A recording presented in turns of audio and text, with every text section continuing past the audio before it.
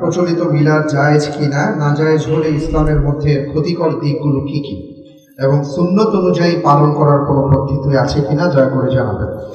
ভাই, মিলাদের মধ্যে যা পাঠ করা হয় সেটা হলো বহুলাংশে পাঠ করা হয় নবীজির প্রতি দুরূদ। নবীজির প্রতি দুরূদ পাঠ করা এটা ভালো কাজ না খারাপ কাজ? শুধু কি ভালো কাজ? রাসূল করিম সাল্লাল্লাহু আলাইহি ওয়াসাল্লাম বলেছেন, মান সাল্লা আলাইয়া মাররাতান সাল্লাল্লাহু আলাইহি আশরা। যে ব্যক্তি আমার প্রতি একবার দুরূদ পাঠ করবে, আমার জন্য দুরূদ পাঠ করা মানে নবীর জন্য দোয়া করা, একবার দোয়া করবে আল্লাহ তাআলা তার প্রতি 10 বার রহমত নাজিল করবেন। এই জন্য দুরূদ পাঠ করা ভালো জিনিস, কিন্তু দুরূদ পাঠের জন্য একত্র হওয়ার নাম হলো মিলাদ। দুরূদ পাঠের জন্য সবাই একত্র হওয়ার নাম কি? মিলাদ। কোরআন এবং হাদিসে দুরূদ পাঠের আমলটাকে ইন্ডিভিজুয়াল আমল হিসাবে রাখা হয়েছে, এটা যার যার আমল, এটার জন্য একত্র হওয়ার কোনো প্রয়োজন। হজ একা একা করার জিনিস না, 5 ওয়াক্ত নামাজ পুরুষরা একা একা পড়ার জিনিস না, এখানে জামাতে পড়তে হয়। কিন্তু দুরূদ এটা পার্সোনাল, ওযু যেরকম যার যারটা করবে, দুরূদটাও যার যারটা সে করবে, এর জন্য একত্র হওয়ার কোনো প্রয়োজন নাই। আপনারা নামাজে যে দুরূদ পড়েন সেটা কি সবাই একসাথে পড়েন না আলাদা আলাদা পড়েন?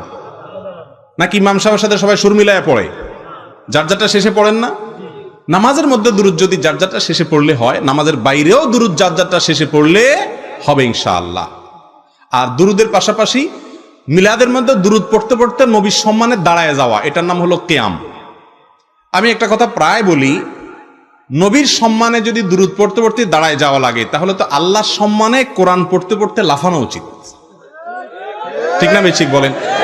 নবীর সম্মানে দুরূদ পড়তে পড়তে যদি দাঁড়ায় যাওয়া লাগে, তাহলে তো কোরআন তেলাওয়াতের সময়, কোরআন আল্লাহর কালাম, ওইটা করার সময় তো ফ্যানে ঝুলে থাকা উচিত। বোঝা গেল এগুলোর সাথে আসলে কোনো সম্মানের সম্পর্ক নাই। অনেক সময় দেখা যায় দাঁড়ায়, আবার সবাই গোল হইয়া দাঁড়ায়, মাঝখানে একটা চেয়ার বা বালিশ থাকে নবীজি এসে বসার জন্য, ঠিক না? ঠিক।